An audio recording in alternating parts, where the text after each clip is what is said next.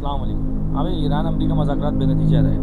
बेनतीजा क्या रहा है, मज़ाकरात हुए ही नहीं। ईरानी वफ़द तो पाकिस्तान आ गया इस्लामाबाद मज़ाकरात करने के लिए, लेकिन अमरीकी वफ़द पाकिस्तान नहीं आया, बल्कि वो आते आते रह गए।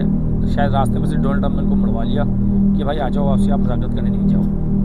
अब ऐसा क्यों किया, क्यों हुआ ऐसा, ये तो क्या नाम है, अमरीका जानता है, ये ईरान जानता है, ये पाकिस्तान भी जानता होगा शायद।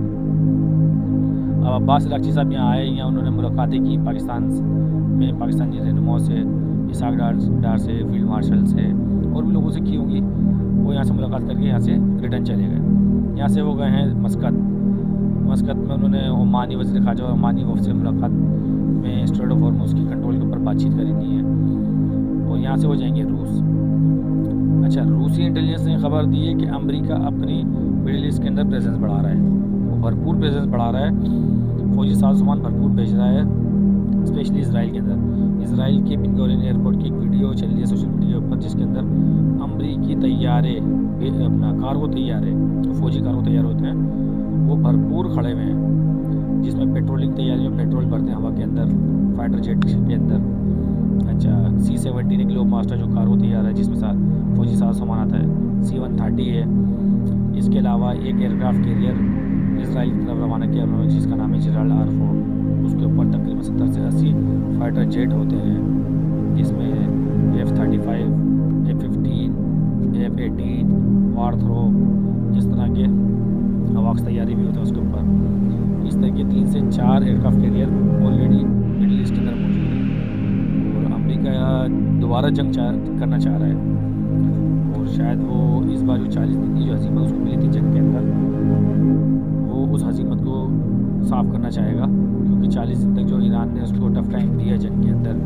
बेशक ईरान का बहुत नुकसान हुआ, कम से कम गूगल के ऊपर मैं सर्च कर रहा था, 1 लाख से तकरीबन 1,15,000 तक उनके जो रेजिडेंशियल एरिया और मकसद जितने भी स्ट्रक्चर थे उनके ऊपर हमले हुए हैं।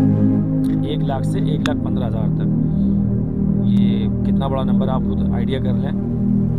और एक स्ट्रक्चर के अंदर कितने कितने बंदे होंगे, ये तो हमें बताया जा रहा है 2000 बंदे मरे ईरान के अंदर, 1500 बंदे मरे हैं। अब ये आइडिया करें कि 1.25 लाख स्ट्रक्चर के ऊपर हमले हुए हैं, वो कितनी बॉम्बिंग की होगी उन्होंने।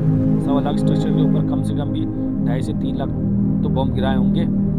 ज़ाहिर सी बात है, एक बम तो डायरेक्ट निशाने पे नहीं लगेगा। तो अब जंग दोबारा अमेरिका शुरू है, और अमेरिका पहले से ज़्यादा शिद्दत के साथ जंग करेगा, क्योंकि वो अपनी 40 दिन की जो हज़ीमत है उसको धोएगा, और उसकी कोशिश ये होगी कि अमेरिका ईरान जो सरेंडर कर दे, यानी कि अमेरिका से विक्ट्री निकालना चाहेगा 2 से 3 दिन के अंदर ऐसे हमले करेगा कि ईरान पसपा हो जाए और बैक स्टेप में चले जाए।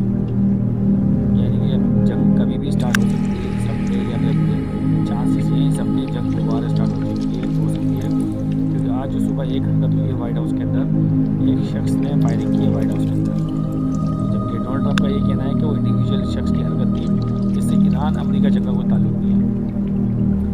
और अभी आगे क्या खबरें निकल के आएंगी तो वक्त ही बताएगा कि बंदा कौन था, क्या था, क्यों उसने हमला किया, किसके कहने पे किया।